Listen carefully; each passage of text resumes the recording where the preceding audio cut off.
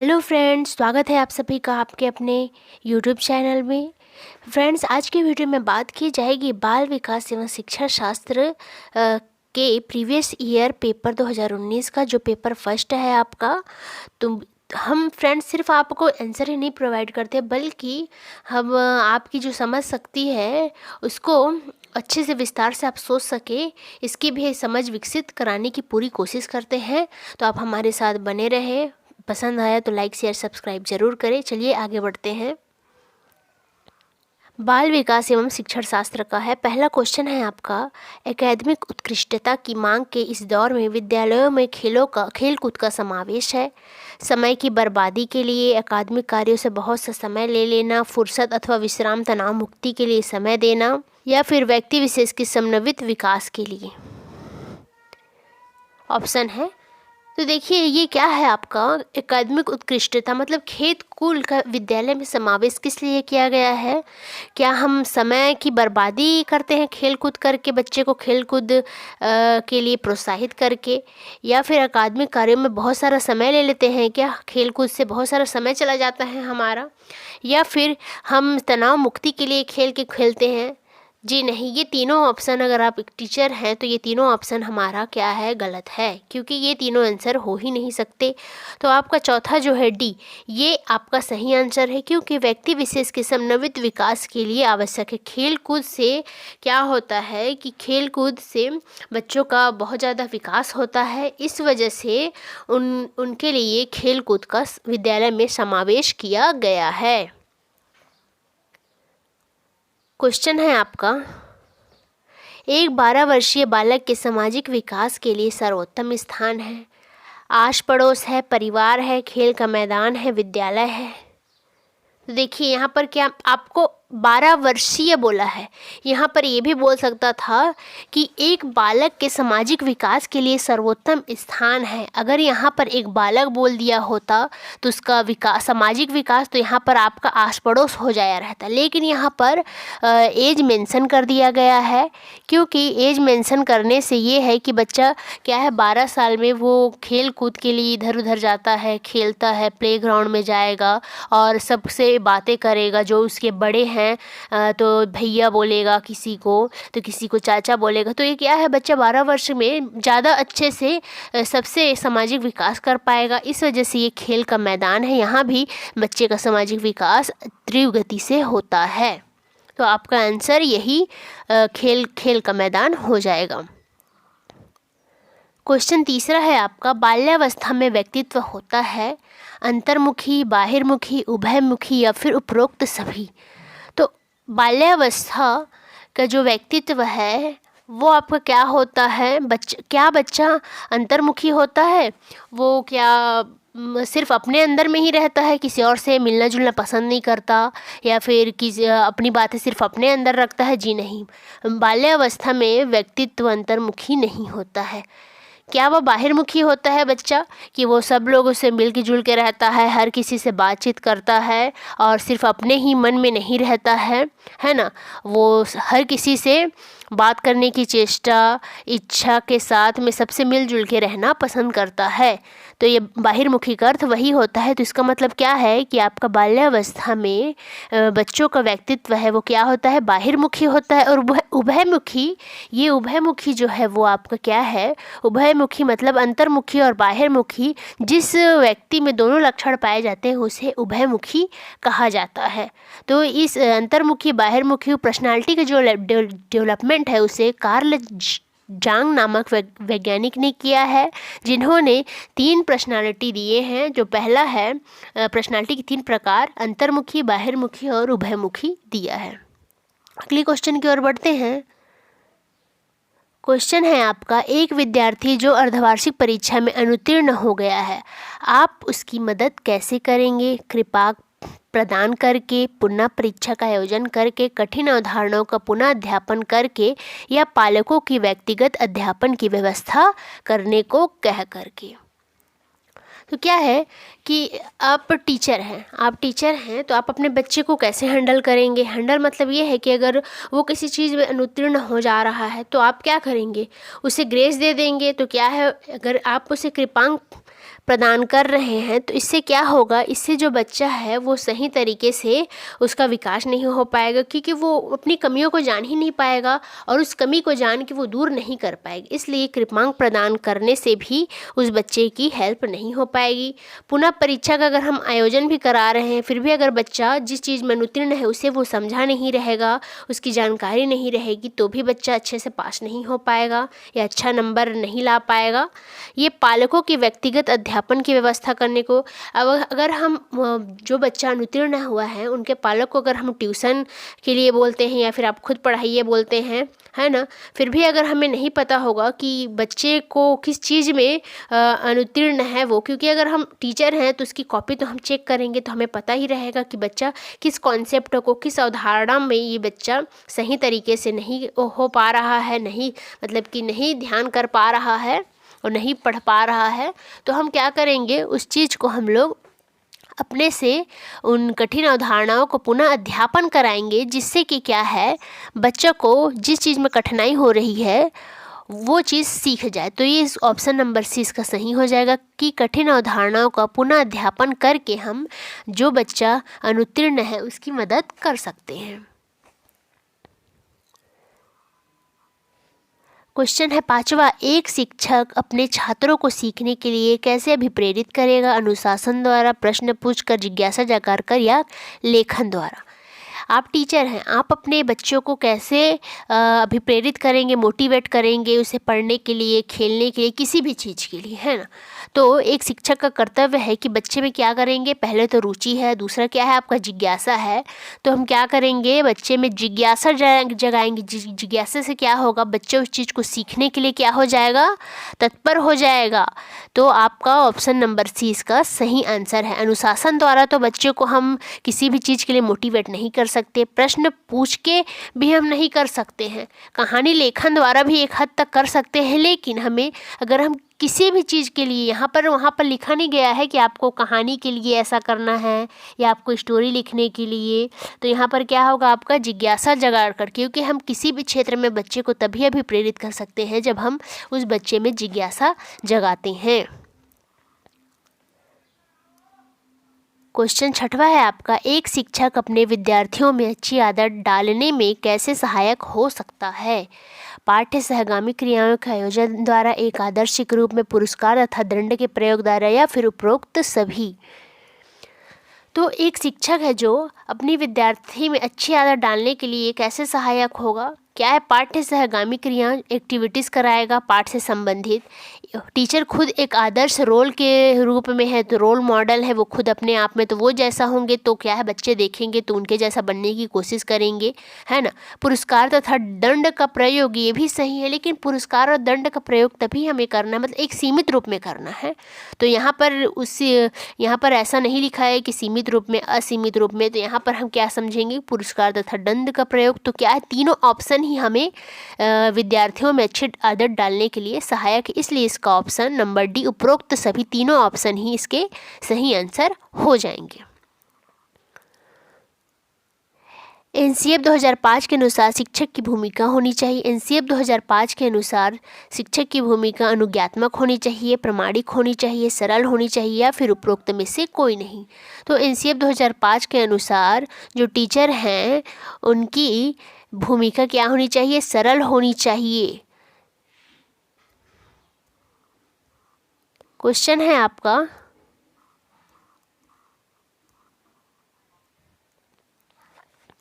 Question number 8वां, पियाजे के अनुसार बच्चा कब मूर्त चीज़ों के लिए ज़्यादा तार्किक लेकिन अमूर्त विचारों का अभाव की अवस्था में पाया जाता है? पूर्व संक्रियात्मक अवस्था, संवेदी पेशी अवस्था, मूर्त संक्रियात्मक अवस्था या फिर औपचारिक संक्रियात्मक अवस्था। तो जिन पियाजे जी ने जो अवस्थाएं दी हैं उनमें क्या है कि जो बच्चा जब मूर्त चीज़ों को ज़्यादा, मतलब मूर्त चीज़ों से के लिए ज़्यादा तार्किक रूप से सोच पा रहा है लेकिन उसमें अमूर्त विचारों का अभाव है, तो ये क्या आ जाएगा, आपके मूर्त संक्रियात्मक अवस्था के अंतर्गत आ जाएगा। अगर यहाँ पर ये रहता कि मूर्त चीज़ों के लिए ज़्यादा तार्किक है लेकिन अमूर्त विचारों के लिए भी वह क्या बोलते हैं तार्किकता ला रहा है अपने माइंड में, तो ये क्या हो जाता है आपका औपचारिक संक्रियात्मक अवस्था हो जाएगा। लेकिन यहाँ पर अमूर्त विचारों का अभाव ज़्यादा है, तो अमूर्त विचारों का अभाव आपके मूर्त संक्रियात्मक अवस्था में पाए जाते हैं। और ये जो आपका संवेदी पेशीय अवस्था है, इसके अंदर में सेंसरी ऑर्गन के थ्रू बच्चे सीखते हैं, समझते हैं, प्लस इसमें वस्तु स्थायित्व पाया जाता है। और ये पूर्व संक्रियात्मक अवस्था, इसमें बच्चे किसी भी चीज़ को अलट पलट नहीं कर सकते हैं। भार, मुद्रा, ये सब चीज़ के कॉन्सेप्ट में उनको दिक्कत आती है। फिर ये औपचारिक संक्रियात्मक, ये सबसे श्रेष्ठ अवस्था है। इसमें बच्चे अच्छे से सब चीज़ को सीख पा जाते हैं, सीख लेते हैं मतलब कि, और मूर्त चीज़ अमूर्त चीज़ सभी के बारे में बच्चों को क्या होता है, ज्ञान हो जाया रहता है। तो आपका ऑप्शन नंबर सी इसमें का सही आंसर है। 9वां क्वेश्चन है आपका, बालक में मानसिक मंदन की वजह यह हो सकता है गर्भाधान के समय क्रियाशील कारण, माता के गर्भ में क्रियाशील कारण, या फिर जन्म के बाद किसी दुर्घटना के फलस्वरूप, या फिर उपरोक्त सभी। तो क्या है, किसी भी बच्चे में मानसिक मंदन की वजह हो सकती है कि हाँ, गर्भधारण के समय भी कुछ वजह से हो सकती है, मादा के गर्भ में जब चला गया है तो भी कुछ किसी भी अनैच्छिक क्रिया के वजह से भी बच्चों में मानसिक मंदनता हो सकती है। और जन्म के बाद अगर बच्चे किसी भी प्रकार की दुर्घटना होती है, तो अगर उन्हें क्षति होती है तो भी वो बच्चे क्या है, मानसिक मंदन की वजह हो सकती है। तो इसका ऑप्शन नंबर डी इसका सही आंसर हो जाएगा। 10वां क्वेश्चन है आपका, समस्यात्मक बालक से संबंधित कौन सा गुण सही नहीं है। यह आपका ऑप्शन है चोरी करना, क्रोध प्रकट करना, सामाजिक रूप से समायोजित करना, या फिर झूठ बोलना।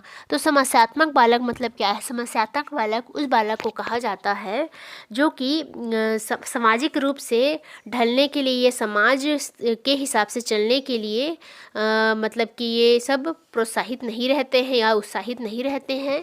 ये सब जैसे कि बच्चे जो चोरी करते हैं, ये सब इनके वर्ग में आते हैं। क्रोध प्रकट करते, किसी की बात में जल्दी से क्रोधित हो जाते हैं, उन्हें मारने काटने के लिए बोलना शुरू कर देते हैं, या फिर झूठ बोलते हैं। तो ये क्या है, ये सब चीज़ बच्चों में क्या है, समस्यात्मक बालक का जो गुण है। लेकिन हमें क्या बोले, गुण नहीं पूछा गया है, इस वजह से इसका आंसर हो जाएगा कि सामाजिक रूप से ये बच्चे समायोजित नहीं हो पाते, ये समस्यात्मक बालक के गुण नहीं हैं।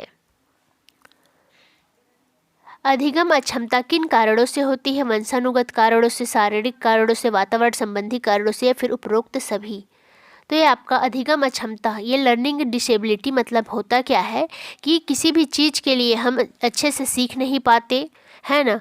तो ये क्या है, बहुत सारे जैसे डिसलेक्सिया, डिस्ग्राफिया, ये सब भी आते हैं इसके अंतर्गत, और बहुत सारे रोग भी आते हैं। तो ये क्या है, बच्चे अधिकतर उनमें अधिगम अक्षमता इसलिए पाई जाती है, वो किसी चीज़ को नहीं कर पाते हैं क्योंकि इनके कारण वंशानुगत कारण भी हो सकते हैं कि उनके वंश में किसी को ऐसा प्रॉब्लम रही होगी, शरीर के कारण भी हो सकते हैं, है ना, या वातावरण, उनको अगर अच्छा सा वातावरण नहीं मिल पाता है तो भी उनमें अक्षमता आ जाती है। तो ये क्या, उपरोक्त सभी इसका सही आंसर हो जाएगा कि अधिगम अक्षमता उपरोक्त इन तीनों कारणों की वजह से हो सकते हैं।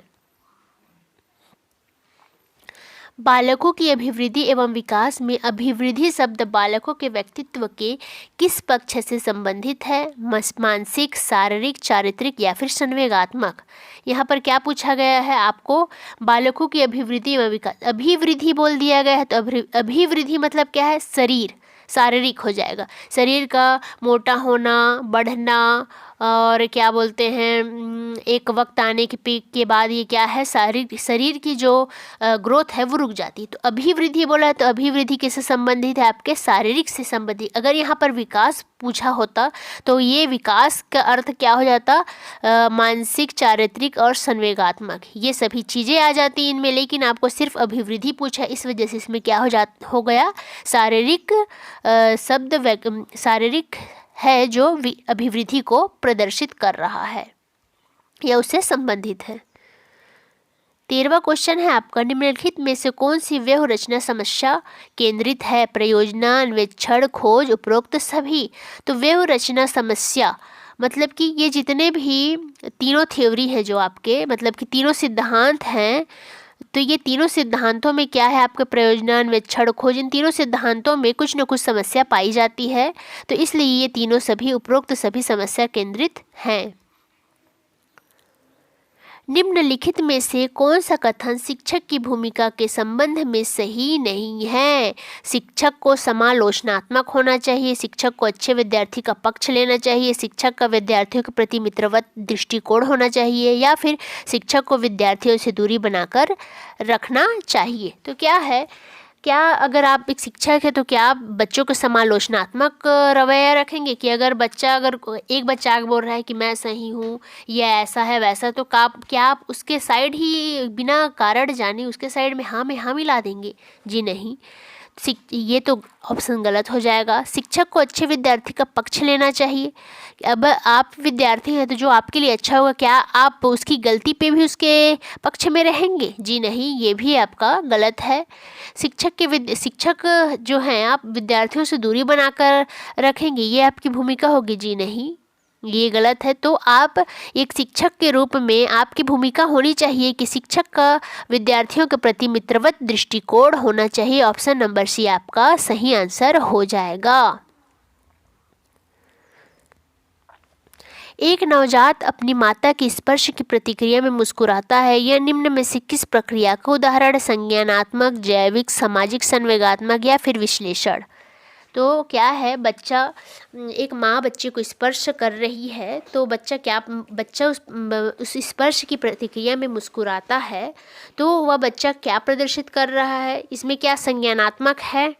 जी नहीं, संज्ञानात्मक नहीं है, जैविक भी नहीं है, विश्लेषणात्मक भी नहीं है। इसलिए नहीं है क्योंकि बच्चा जब छोटा होता है, नवजात में ही उसके अंदर में बहुत सारी कुछ संवेग परिपक्व हो जाई रहती हैं। तो ये क्या है, सामाजिक संवेगात्मक है, ये इमोशन से है। क्योंकि अगर माँ को स्पर्श कर रहा है तो बच्चा संवेग प्रकट करके वो मुस्कुरा रहा है, इस वजह से इसका आंसर सामाजिक संवेगात्मक हो जाएगा। क्वेश्चन 16 है, एक बालक जिसकी शिक्षा की प्राप्ति उस स्तर से कम है जिसके वे योग्य हैं, उसे हम कह सकते हैं प्रतिभाशाली बालक, पिछड़ा बालक, अपराधी बालक या फिर विकलांग बालक। तो एक बालक जिसकी शिक्षा की प्राप्तियां उस स्तर से कम है जिसके वे योग्य हैं, उसे हम क्या प्रतिभाशाली बालक कह सकते हैं? जी नहीं, प्रतिभाशाली बालक तो हम उसे नहीं कह सकते हैं, क्योंकि ये प्रतिभाशाली के अंतर्गत में नहीं आता है। प्रतिभाशाली बालक ऐसे नहीं होते हैं, वो तो बहुत ही ज़्यादा श्रेष्ठ बालक होते हैं। क्या हैंडीकैप्ड बालक ऐसे होते हैं जिनके भी योग्य हैं, कि उच्च स्तर उनका कम में है और जिसके भी योग्य हैं, है ना? ये भी नहीं है। अपराधी बालक भी नहीं हो सकते। तो ये क्या है आपका आंसर? पिछड़ा बालक ही आपका सही आंसर हो जाएगा, क्योंकि एक बालक जिसकी शिक्षा की प्राप्ति उस स्तर से कम है जिसके भी योग्य है, अगर उसकी आयु 15 वर्ष है लेकिन वह बच्चा 11 साल की उम्र के हिसाब से वह कार्य कर रहा है या उस स्तर पे है वो, तो क्या हो जाएगा आपका? पिछड़ा बालक हो जाएगा, क्योंकि वह अपने उम्र के हिसाब से उसकी जो शिक्षा प्राप्ति की स्तर है वो नहीं बढ़ी हुई है। एनसीईआरटी की नवीनतम पाठ्यचर्या की रूपरेखा अस्तित्व में आई, तो यह है आपका 2005 में, क्योंकि आपका एनसीएफ कब आया था? एनसीएफ आपका 2005 में आया है, तो 2005 में एनसीएफ और एनसीईआरटी की पाठ्यचर्या की रूपरेखा अस्तित्व में आई है। एक 11 वर्षीय बच्चे से संबंधित कौन सा कथन सही नहीं है पूछा गया है? तो समूह में खेलने के लिए अग्रसर रहता है, उनमें नेतृत्व के गुणों का विकास हो जाता है, अजनबियों के विरुद्ध चिड़चिड़ापन प्रकट करता है, या फिर उसके व्यवहार पर समूह का प्रभाव होता है। समूह खेलने के लिए, हाँ, बच्चा क्या है, समूह में खेलने के लिए अग्रसर होते हैं, ये भी सही है। तो ये क्या नहीं पूछा है ना? उसमें नेतृत्व के गुणों का विकास, हाँ, बच्चे क्या है, लीडरशिप करते हैं। अगर एक टीम में है बच्चे 4-5 बच्चे हैं तो उसमें से कोई ना कोई एक लीडर होता है जो उसकी कहने के हिसाब से बाकी बच्चे कार्य करते हैं। उसके व्यवहार पर समूह का प्रभाव पड़ता है, हाँ, बच्चे के व्यवहार पे उनके समूह में टीम में जो बटे रहते हैं उन सब में उनका प्रभाव पड़ता है। तो ये सब क्या है, आपके 11 वर्षीय बच्चे के संबंध में ये सब कथन सही है, लेकिन हमें नहीं पूछा है, तो इस वजह से इसका आंसर आपका हो जाएगा ऑप्शन नंबर सी, अजनबियों के विरुद्ध चिड़चिड़ापन प्रकट करता है। ये आपका ऑप्शन गलत है, क्योंकि 11 वर्षीय बालक इस तरह से बर्ताव नहीं करता है। क्वेश्चन 19वां है आपका, यदि बालक में अधिगम अक्षमता का संबंध संवेदन तथा गामक तंत्र में आए दोष से है तो किस प्रोग्राम का प्रयोग किया जाता है? संवेदन तथा गामक तंत्र में आए दोष को दूर करने के लिए किस प्रोग्राम का प्रयोग किया जाता है? विटमेर का psycho educational program, the pragmatic general diagnostic remedial approach, या फिर स्ट्रॉट का Lehtinen Cruickshank perceptual motor program, या फिर कोई भी नहीं। तो ये क्या है आपका विटमेर का साइको एजुकेशनल प्रोग्राम। यह ऐसा है कि जो बच्चे मानसिक रूप से मंद होते हैं उनके निदान के लिए विटमेर का साइको एजुकेशनल प्रोग्राम को रखा गया है या बनाया गया है उनके लिए। द प्रैग्मेटिक जनरल, तो इसमें क्या है कि जो बच्चे बोलते हुए हकलाते हैं या बोलने में जो बच्चे अच्छे से बोल नहीं पाते हैं उनके लिए यह प्रोग्राम है। और आपका ऑप्शन नंबर जो सी है वो आपका ये सही है, क्योंकि यहाँ पर मोटर बोला गया है और यहाँ भी ये गामक तंत्र, तो ये भी क्या है आपके मोटर में ही आता है। तो ऑप्शन नंबर सी आपका सही आंसर हो जाएगा। इसके द्वारा आप उनके संवेदन और गामक तंत्र में आए दोष को इस प्रोग्राम के प्रयोग द्वारा दूर किया जा सकता है। क्वेश्चन नंबर 20, श्रवण बाधित बच्चों को पढ़ाने के लिए क्या प्रस्तुत की जाती है? यंत्र, ब्रेल लिपि, सांकेतिक भाषा, या फिर उपरोक्त सभी। श्रवण बाधित मतलब जो बच्चे सुन नहीं पाते हैं वो उन्हें पढ़ाने के लिए क्या प्रयुक्त की जाती है? यंत्र, मशीन। यंत्र उन बच्चों के लिए प्रयोग किया जाता है जो बच्चे देख सके। ब्रेल लिपि उनके लिए जो बच्चे देख नहीं सकते। तो ब्रेल लिपि का आविष्कार लुईस ब्रेल ने किया था और इसमें 6 डॉट होते हैं जिसके सहायता से बच्चे इसको स्पर्श करके पढ़ना लिखना सीखते हैं। और यह सांकेतिक भाषा, हाँ सांकेतिक भाषा है जिसके द्वारा बच्चों को जो सुन नहीं सकते उनके लिए यह पढ़ाने का सबसे उपयुक्त तरीका है। इनके लिए यह प्रयोग किया जाता है। विलियम किलपैट्रिक को शिक्षण की किस विधि में योगदान के लिए जाना जाता है? व्याख्यान विधि, प्रोजेक्ट विधि, खेल विधि, या फिर वैज्ञानिक विधि। तो आपका वैज्ञानिक विधि जो है वो आपके गौतम नामक वैज्ञानिक ने दिया है। खेल विधि है ये आपका फ्रोबेल ने दिया है। और आपका जो प्रोजेक्ट विधि है उसे आपके विलियम किलपैट्रिक जी ने दिया है। तो आपका ऑप्शन नंबर बी सही हो जाएगा। किशोरावस्था को सर्वोत्तम प्रकार से परिभाषित करने वाला एक शब्द परिवर्तन है। यह परिवर्तन शारीरिक, सामाजिक एवं मनोवैज्ञानिक है। यह कथन है बिंगी एवं हंट का, किलपैट्रिक का, जर्शिल्ड का, या फिर हरलॉक का। तो ये बिंकी एवं हंट का है। यह कथन बिंकी और एवं हंट जी के द्वारा दिया गया है। क्वेश्चन 23वां है, बच्चों के खालिस्तान को उनके व्यवहार के चिन्हों जैसे तनाव, बेचैनी और हकलाने में जाना जा सकता है। बुद्धि को, सृजनात्मकता को, संवेगों को, परिपक्वता को। तो ये क्या है आपका संवेग है। संवेग के द्वारा आप क्या है तनाव, बेचैनी, हकलाना, ये सब क्या है, ये सभी चीज़ आप प्रदर्शित करते हैं। किसके लिए, किसके जरिए? संवेग के द्वारा प्रदर्शित करते हैं। ये आपकी बुद्धि के ऊपर नहीं है, ना ही आप यहाँ पर अभिसारी या क्रिएटिविटी कर रहे हैं, ना ही आप, अगर आपके परिपक्वता आ ही जाएगी तो ये हकलाने वाली प्रॉब्लम आपके अंतर्गत नहीं रहेगी। क्वेश्चन 24वां, 5 वर्ष का बच्चा पहली बार चिड़ियाघर में ऊँट को देखकर कहता है घोड़ा। यह उदाहरण संज्ञानात्मक योजना में किस सुधार की प्रक्रिया को प्रदर्शित करता है? ऑप्शन है आपका समावेशीकरण, समायोजन, संरक्षण, या फिर क्रमिकता।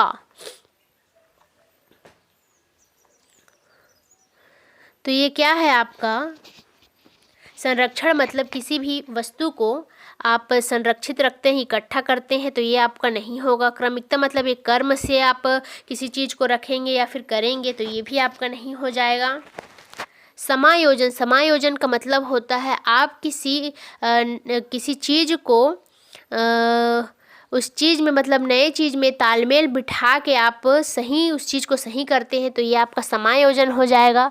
लेकिन यहाँ पर क्या बोला है कि 5 वर्ष का बच्चा पहली बार चिड़ियाघर में ऊँट को देखकर कहता है घोड़ा, मतलब बच्चे को जो पूर्व ज्ञान है, पूर्व ज्ञान के अनुसार वो क्या कर रहा है, अनुमान लगा रहा है कि यह घोड़ा ही, मतलब घोड़ा देखा है, इस वजह से वो ऊँट को भी घोड़ा बोल रहा है। तो ये क्या होगा, आपका समावेशीकरण। और समायोजन में क्या होगा कि पूर्व ज्ञान को नए ज्ञान के साथ तालमेल बिठाना आपके क्या हो जाएगा, समायोजन कहलाएगा। 25वां क्वेश्चन है आपका, अनुभव के द्वारा व्यवहार में होने वाले परिवर्तन को हम कहते हैं उपलब्धि, रुचि, अभिप्रेरणा या फिर सीखना। तो हम अनुभव के द्वारा हमारे व्यवहार में जो दिन प्रतिदिन परिवर्तन आते जाते हैं, तो उससे वो क्या है हमारा, वो हमारे सीखना के अंतर्गत आता है, लर्निंग के द्वारा आता है। क्योंकि ये लर्निंग से ही हम क्या है, परिपक्वता हमारे अंतर्गत आती है। हम कहाँ किस जगह पे कैसे क्या प्रयोग करना है, ये सब हम किससे सीखते हैं, हम धीरे धीरे हर क्षेत्र के विषय में जानकारी इकट्ठा करते हैं, हम उस चीज़ के बारे में सीखते जाते हैं। तो ये क्या है, हमारा सीखना के अंतर्गत आता है। प्रथम किंडरगार्टन प्रारंभ किया था फ्रेडरिक फ्रोबेल ने, बेंजामिन फ्रैंकलिन ने, जॉन पेस्टोलॉजी ने या डीडी क्लिंट ने। तो प्रथम किंडरगार्टन आपका फ्रेडरिक फ्रोबेल ने किया है। इन्होंने ही आपका खेल खेल में पढ़ना या सीखना को सर्वप्रथम लाया था। क्वेश्चन नंबर 27वां है, बेसिक शिक्षा या नई तालीम का अन्य नाम है अनिवार्य शिक्षा, नई शिक्षा नीति, वर्धा शिक्षा योजना या फिर सर्व शिक्षा अभियान।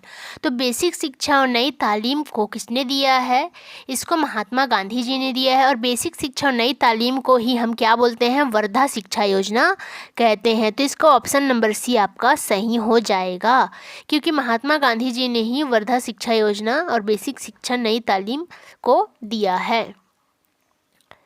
मानसिक विकास के पक्ष हैं संवेग, बुद्धि, भाषा, उपरोक्त सभी। तो मानसिक विकास मतलब हमारा जो मेंटल डेवलपमेंट हो रहा है, तो उसके कौन कौन से पक्ष हैं। मानसिक मतलब माइंड के द्वारा ही, मेंटल एबिलिटी से ही हम संवेग प्रकट कर पाते हैं। मेंटल एबिलिटी के वजह से हमारी जो बुद्धि है वो तीव्र गति, कहाँ पर क्या चीज़ करना है हमें जो सेट रहता है, और जिस सिचुएशन पे हमें जो कार्य करना रहता है वो आ पाता है। हमें क्या बोलना है कहाँ पर, तो ये क्या है हमारे भाषा।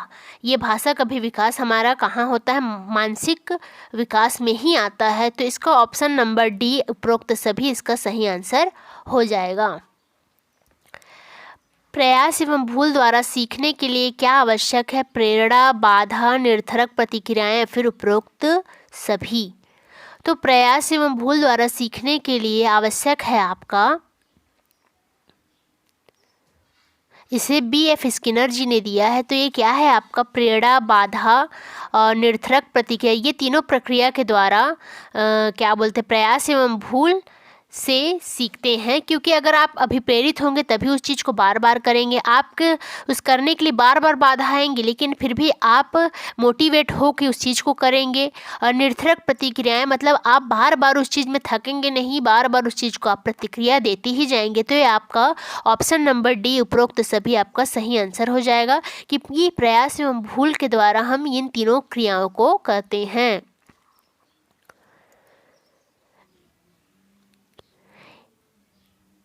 एक बालक जिसकी बुद्धि लब्धि 85 है उसे वर्गीकृत किया जाएगा सामान्य बुद्धि में, श्रेष्ठ बुद्धि में, मंद बुद्धि में या फिर सामान्य से अधिक बुद्धि में। तो ये आपका क्या हो जाएगा, ये आपका मंद बुद्धि हो जाएगा, क्योंकि 80 से लेकर के 90 तक के जो बच्चे आते हैं वो आपके मंद बुद्धि में आते हैं। आपके 90 से लेकर के 110 के बीच में आते हैं वो आपके सामान्य बुद्धि के अंतर्गत आते हैं। तो ये आपका क्या है, ऑप्शन नंबर सी आपका सही आंसर हो जाएगा। आशा करती हूँ आप सभी को वीडियो पसंद आया होगा और साथ में बहुत सारी चीज़ें सीखने को भी मिला होगा। और ऐसी वीडियो देखने के लिए हमारे साथ बने रहें। अगली वीडियो में फिर से मिलते हैं हम, तब तक के लिए ऑल द बेस्ट।